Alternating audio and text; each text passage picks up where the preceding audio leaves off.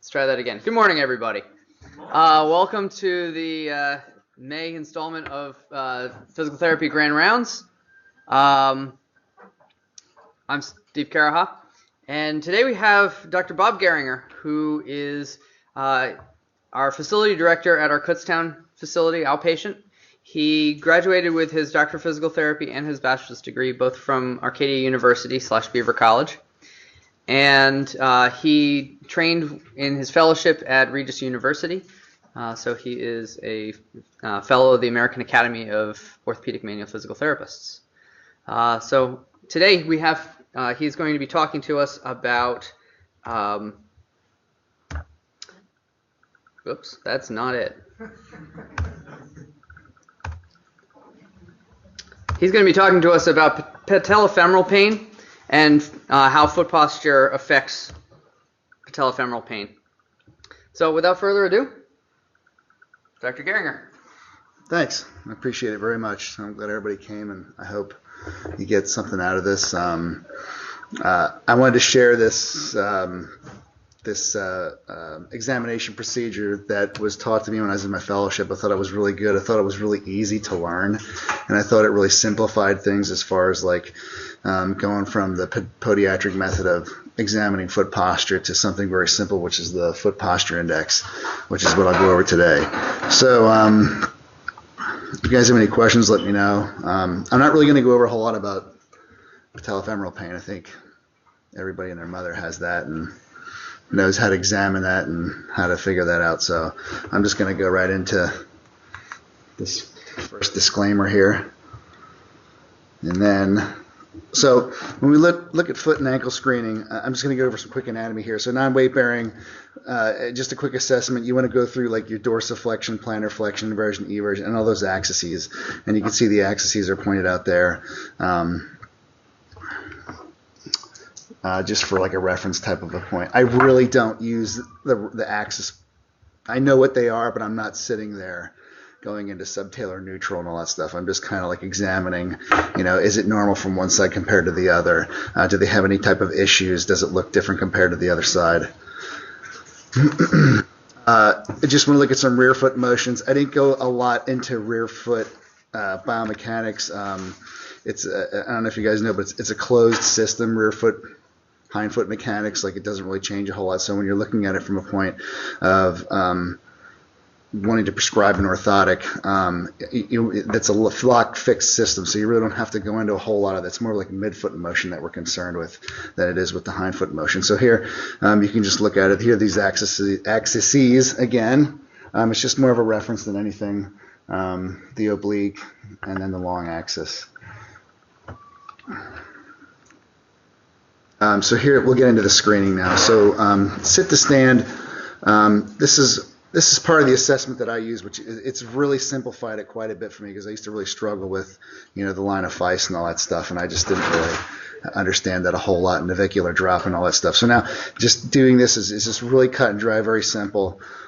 So basically what you do is after you've done your passive and active assessment, maybe do some testing of the joints for the integrity of the mobility.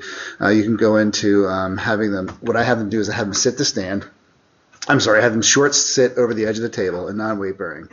So you just want to kind of look at the foot when it's hanging over the table and just kind of get an appreciation of how they look from one side compared to the other. That's all you're doing.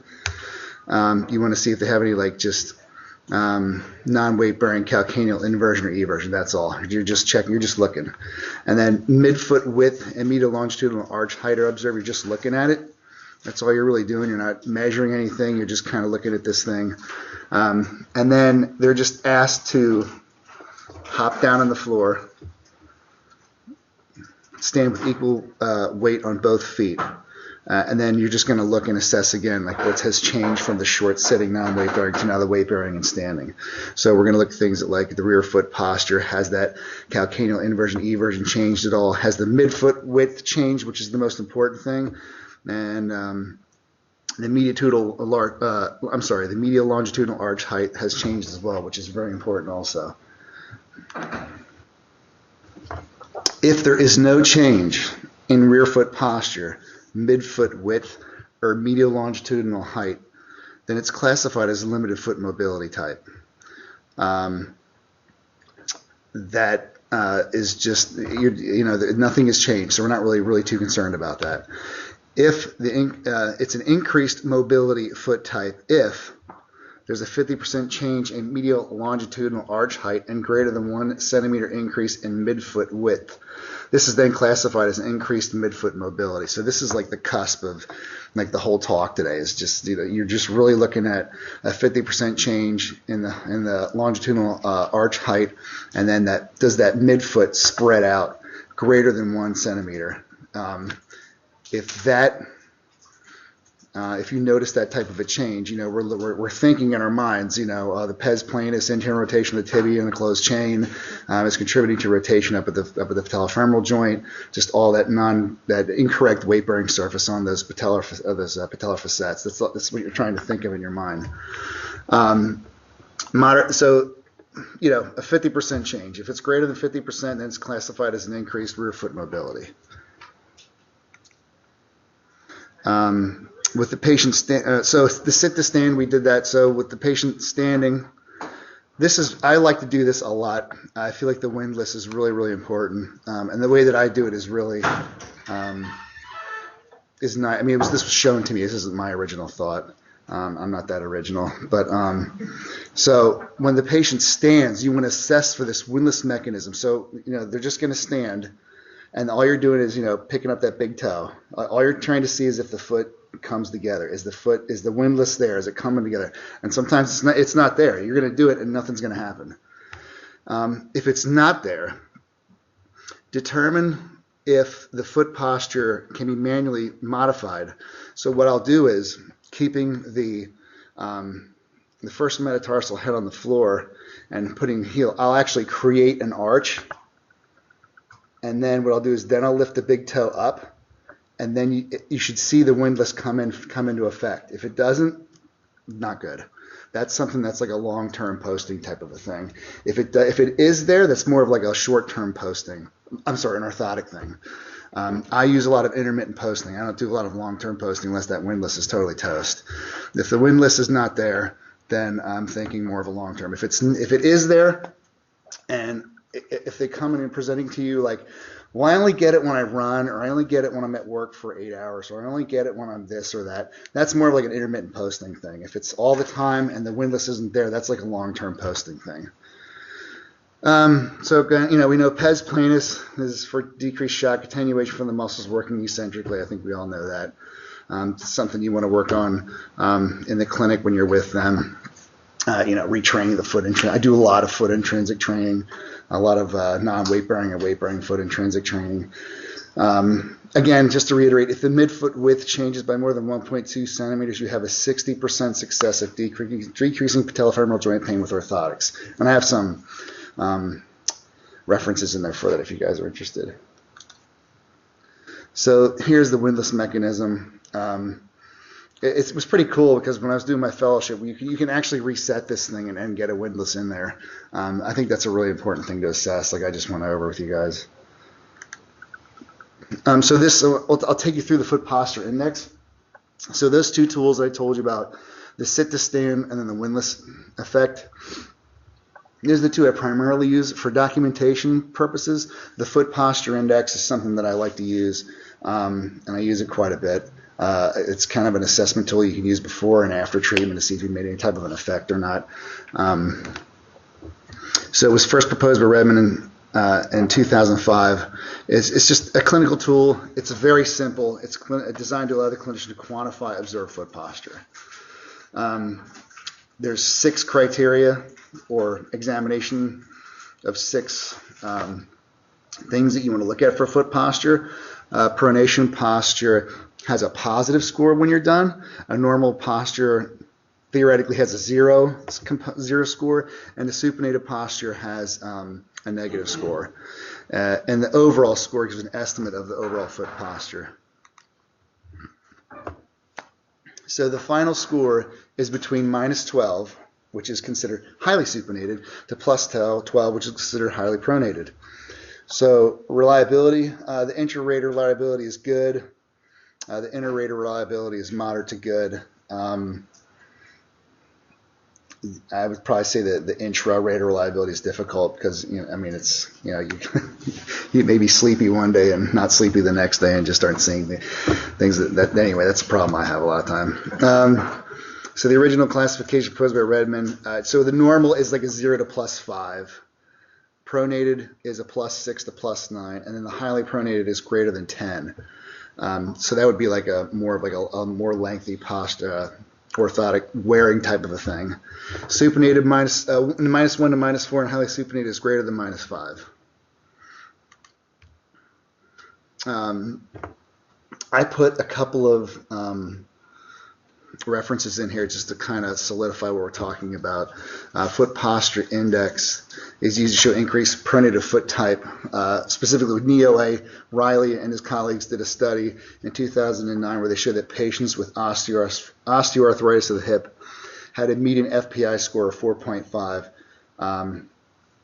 Patients with medial, so if we go back, so 4.5 is normal. Patients with medial compartment osteoarthritis of the knee had a median FPI of 7.0, so we're at pronated now. And healthy controls had a median FPI score of 1.0, so again, that's a normal foot posture again. Levenger, static foot posture measures, and in particular the FPI were more strongly associated with foot kinematics compared with foot mobility measures. Medial tibial stress syndrome. I have had moderate success with putting orthotics in with this stress syndrome. It's kind of one of those things where it either does or it doesn't, in my opinion. Yates and his crew, identifying a pronated foot type prior to training may help reduce the incidence of tibial stress syndrome by early intervention to control abnormal pronation. So this is more of like a preliminary injury prevention type of a thing, which we can do during our athletic screening if you guys do that kind of stuff. Plantar fasciitis, Irving and his crew, obesity and pronated foot posture are associated with CPHP and maybe a risk factor for development of the condition. So again, we have that chronic heel pain, which has been shown in the clinical practice guidelines. Obesity, prolonged standing, pronated foot type are in risk factors for developing that chronic heel pain. Patellofemoral pain. So this study, the Spartan et al., this was the big one here in 2010. So more pronated foot type as measured by the FPI was associated with greater peak forefoot abduction and earlier peak rear foot eversion relative to the laboratory in the patellofemoral pain syndrome group, and greater rear foot eversion range of motion relative to the laboratory in the control group. So this is off of that study. See the patellofemoral pain syndrome group. Normal we had 15, pronated 8. Control group, normal 18, pronated 1. So now we'll get into the foot posture index. There's 6 clinical criteria. We have the first one is the Talar head palpation. The second one is the Supra and infra lateral malleolar curvature, the calcaneal frontal plane position, prominence in region of the talonavicular joint, and height and congruence of the medial longitudinal arch, adduction, abduction of the forefoot and the rear foot. So I always have patients before we're going to do this, just kind of march around and place a couple of times to kind of get their comfortable position that they want to be in. Then stop and place their feet in the comfortable position. Patient is asked to relax, place equal weight on their feet, and look straight ahead with their arms at the sides. And then you don't want them moving while you're doing this assessment. So here's the first one. So the first one is, Talar head palpation. So all we're doing here is looking at the foot, position of the fingers when palpating the head of the talus, and the precision point of palpation of the medial lateral side. That's all you're doing. You're trying to see if the Talar head is more on the more noticeable medial or lateral. That's all you're doing. So here we have a -2 which is head of the talus palpated on the lateral side. And then -1 is head of the talus palpated on the lateral side slightly. And then it's equal, it's more medial, slightly, and then much more medial.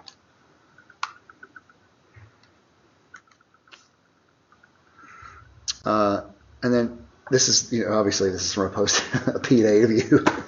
So you just want to look at them in standing, and does it look like it curves inward here, which would be like a lot, which is -2, -1 is a little, 0 would be straight up and down, +1 is a little curved out, and then +2 is really curved out. Number 3, figure 3, the evaluation of bulging in the region of the talonavicular joint.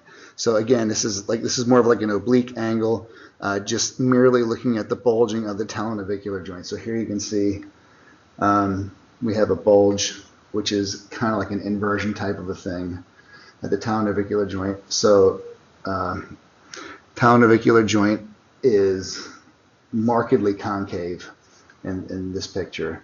It's slightly from -1. 0 right here, it looks pretty good. There's a slight convexity in the bulge, and there's a high convexity in the bulge.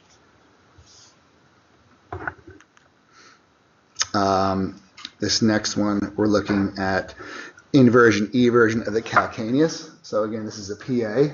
So again, we're inverted here again. So we're looking at more than 5 degrees. And again, I'm eyeballing this. I'm not really like getting my goniometer out and measuring, but I mean, this is clearly, more than 5 degrees. So -1 will be between the vertical here and then the 5 degrees, and this is vertical. Now we're looking a little pronated here with a rear foot eversion. So it's between vertical and 5 degrees, and this is more than 5 degrees.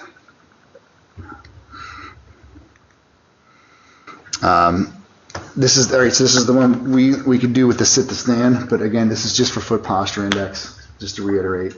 So we're just looking at the medial longitudinal arch. First one here again.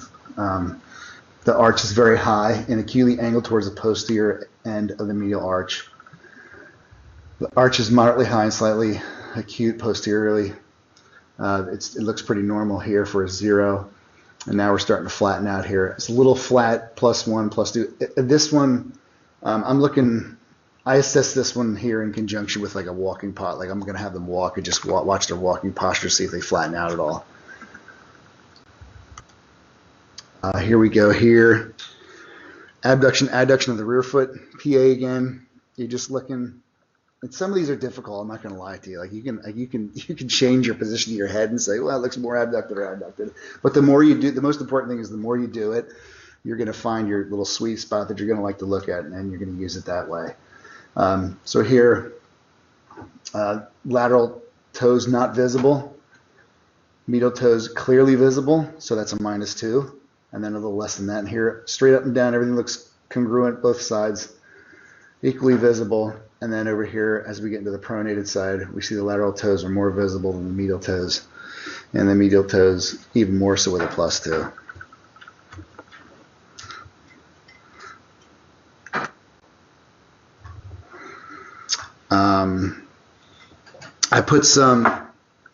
I like to use the prefabricated orthosis. I don't use a fabricated one. Well, first of all, I'm not a pedorthist, so I don't do that. Matt Babbitt's the one that would probably help you guys out with that if that's something you want to go down the road with. But I just use a simple off-the-shelf orthotic that has like varying degrees of pronation, supination in them, and that's the type of orthotic that I use. They did some nice studies on these, and they actually showed that the prefabricated orthosis actually do help quite a bit. So those are the ones that I go with. They're cheaper, like $40-50. You can have a bunch of them, put them in all your shoes. They help quite a bit. The most important thing again is making sure that the medial longitudinal arch has a nice support in it from the orthotic, and that your rear foot is is solid inside of that cup. It can't be soft and mushy because then it just flattens out again. It has to be something that's rigid that comes up and supports the foot. So with this study they did, tibial rotation results in an increase in patellofemoral contact pressures on the ipsilateral facets of the patella. It's kind of had to take a minute to conceptualize that, but I put another screen here for you. This is actually from that study. It shows a schematic drawing demonstrating the effects of femoral rotation on the patellofemoral joint. So you can see here, if we rotate the tibia and the femur, it'll show you like rotation more external rotation will result in increased wear of this set here, and then the opposite over here, and then straight up and down, of course, is right here.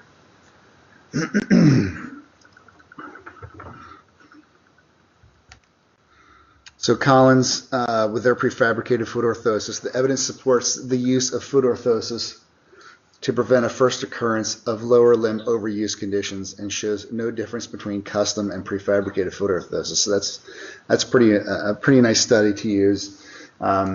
It's nice for us because we don't have to be podorthists, or I'm not really comfortable with doing the molding, so I just like to use the prefabricated ones because they're quick and easy, and you can buy like 3 different highly pronated, medium, less pronated, less. I use 3 different ones, and those are the ones I use, and they're pretty nice.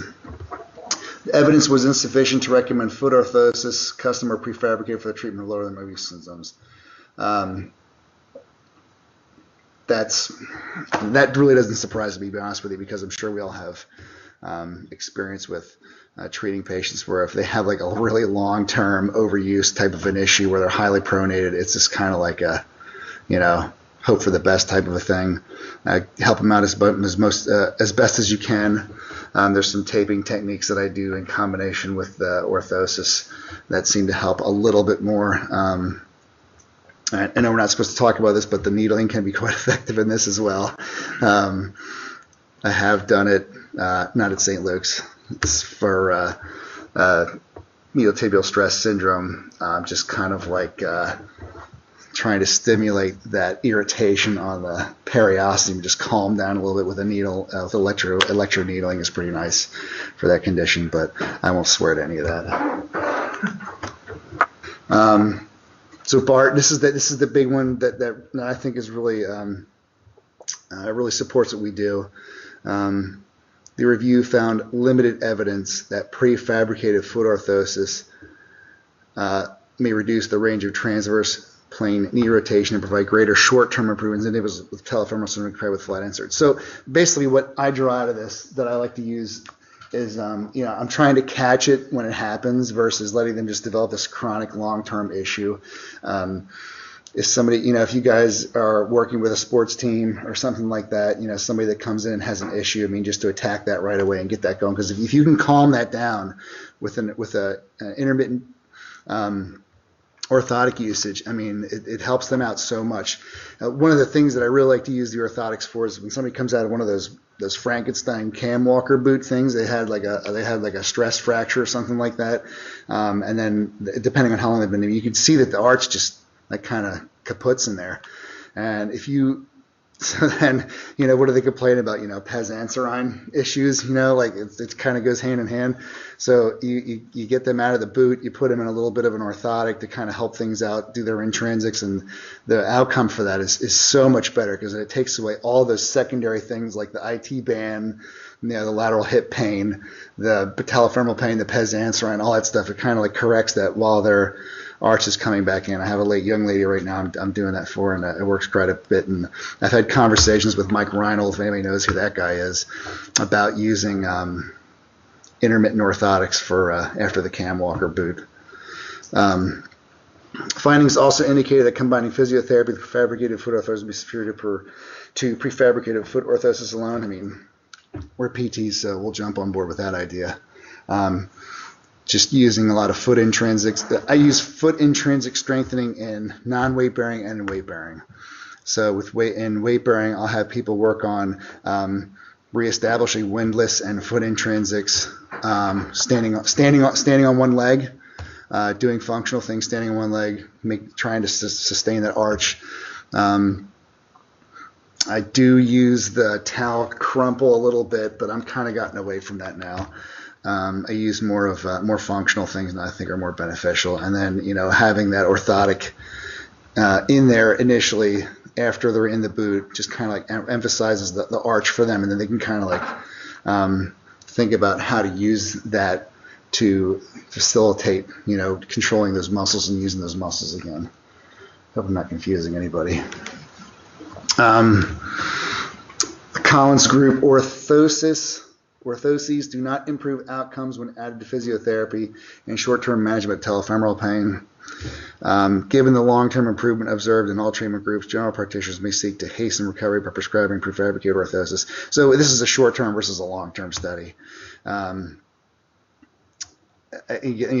would just put this in here just to kind of show you that there's, the good and bad aspects of it. I always treat the patient according to what they need versus just, blindly throwing in, shake and bake type of a thing. So I've had orthotics put in patients that didn't do anything. And I think we can all attest to that. Some things will work and just some things don't. But the nice thing here was the long-term improvement is what they're looking at in this study. So for me, there's two things to take away from this. Is in the short term with the initial injury, getting the orthosis in, and then with the chronic issue, getting the orthosis in for the long-term recovery is what we really want. Percentage of participants rating perceived improvement across categories from marked improvement to marked worsening. This was the study before this slide, this Collins, where they kind of looked at it, marked improvement, moderate, same, moderate worsening, and we can just see this is the time here versus the percentage of improvement for orthosis, flat inserts, physiotherapy, orthosis plus physiotherapy. So here it is, here it is, here it is, just physiotherapy. So the long-term physiotherapy was superior in this particular study, 12 weeks. It seems as though orthosis plus physiotherapy was superior. So, and then here again, so here we are, more short-term, long-term. The importance of the home exercise program once you've established, the treatment that you want to do that they're having success with. That's a huge thing. Having them buy into doing their home exercise program for a long, long time after they see you is really important. And I try to stress that with all my patients. Vincenzo from Sports Medicine, parsimonious fitting of these variables to a model that explains success with orthosis identified the following. Greater than age 25, less than 165 centimeters in height, worst pain visual analog scale, like a 5, 53.25 millimeters, and a difference in midfoot width from non-weight bearing to weight bearing of greater than 10.96 millimeters. So that's that greater than 1 centimeter. I was just putting that in here to show you guys that. The pre-test success rate of 40% increased to 86% if the patient exhibited 3 of these variables. So this is just something I threw in there for, I like clinical prediction rules, even though they're pretty much been squashed at this point. But anyway, it gives you like an algorithm that you can go through and to use to your advantage. And then here's all of the bibliography from this is listed on here if you guys want to go through and read any of these citing articles. And then, anybody have any questions about anything? It's a quick one. Yes? Yeah, but this doesn't relate to patellofemoral pain, but the medial stress syndrome. Did you find any difference between the pronated foot and the supinated foot as it's related to medial stress syndrome, which is more prevalent? Is there a higher incidence that they have? I don't know, just like me personally? Yeah. I just or in your research. I just noticed that the worse the foot posture, it seems like the worse the stress syndrome is. Either way. Yeah. Okay. So, I mean, I've had people come in with flat feet. I mean, it is like terrible. And there's like young people, and I'm like, I just started getting this now, and I'm like, how's that possible? I mean, this is like the worst foot I've ever seen in my life, and they're just saying they have problems now. So, my hat's off to compensatory mechanisms for, adapting to that is awesome. So this girl, she's 28, I think, and she's, her feet, I mean, it's just flat dead on the floor. She's had corrective, like, toe surgeries for, like, claw toes and all this stuff, and I don't know if that had something to do with it, but I needled it, stemmed it, orthoticked it, strengthened it, and it was just so it's just kind of like one of those. I really don't, where do you go with that? This is like a surgical correction at that point? I don't know. It seems like she's had a couple surgeries, so another surgery would seem to be futile, but it really stinks too, because you basically are extremely limited with how things are going to go from here on out as far as and she was a Division I tennis player, which is totally baffles my mind that she was able to get through all that with that, how terrible her foot posture was. But yes. Do you have any other exercises that you recommend besides like the tower curls and the marbles? And that's what we do with our athletes. Yeah, I mean, I like to. I don't do anything like grandiose or spectacular. I'm not that creative, so I like to do. I like to. You want to check their. You guys familiar with like the straight leg toe extension versus the bended knee toe? So you probably have to help me on this. So the great toe extension range of motion should be about 70 degrees, 70 to 90 in a straight leg. So straight knee extension. The bent knee, I think it's, what would you say, Steve? Is it like 50, 65? Is something like, they're different. So you want to check both of those.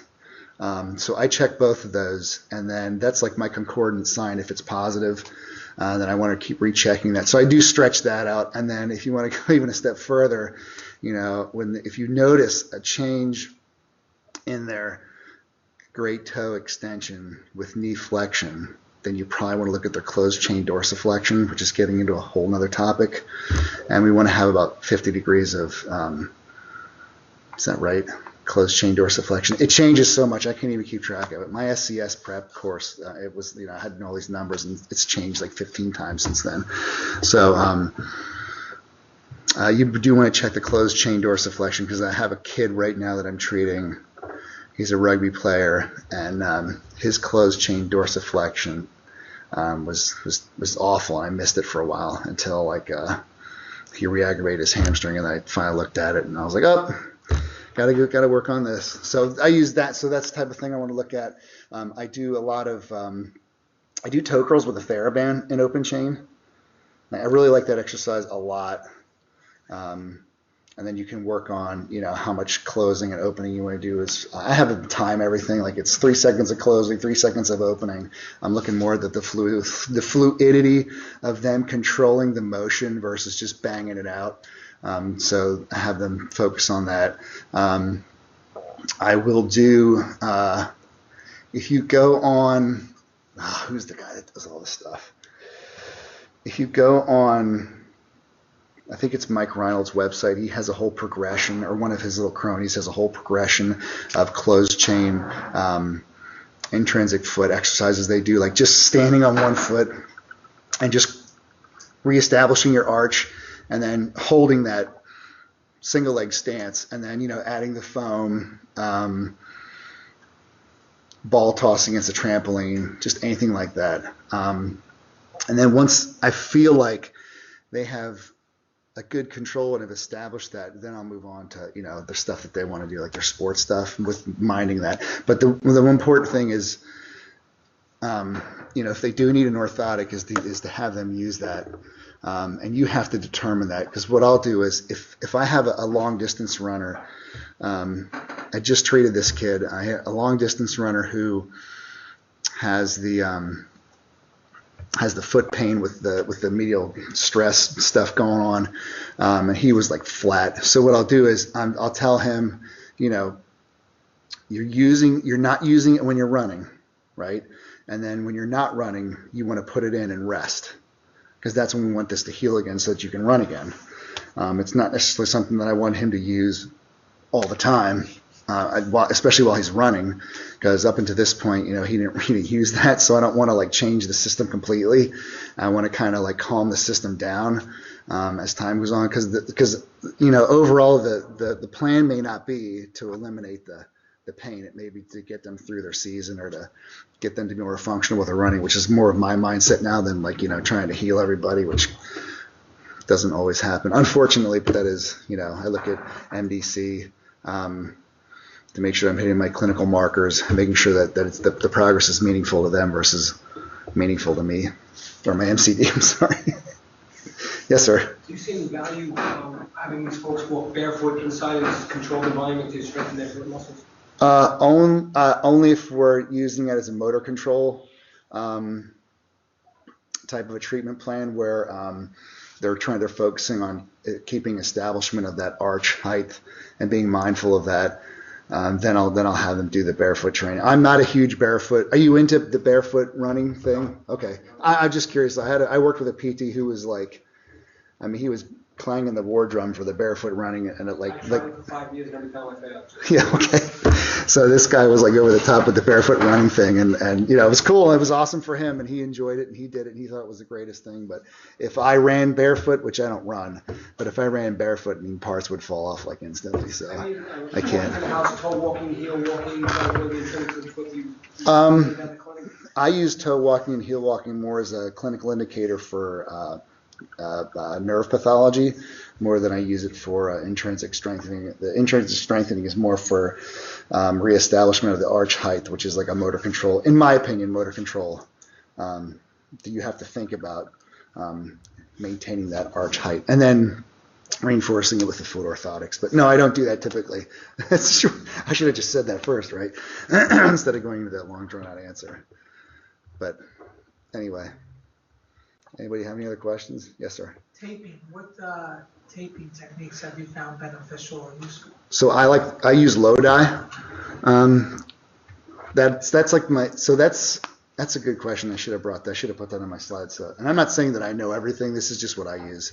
So I'll use a Lodi tape as a clinical indicator of them having success with the orthotic. So like depending on how much tension I think they need, I'll really wind it, and other times I won't wind it. But it's still on. Like the ultimate thing is it's on.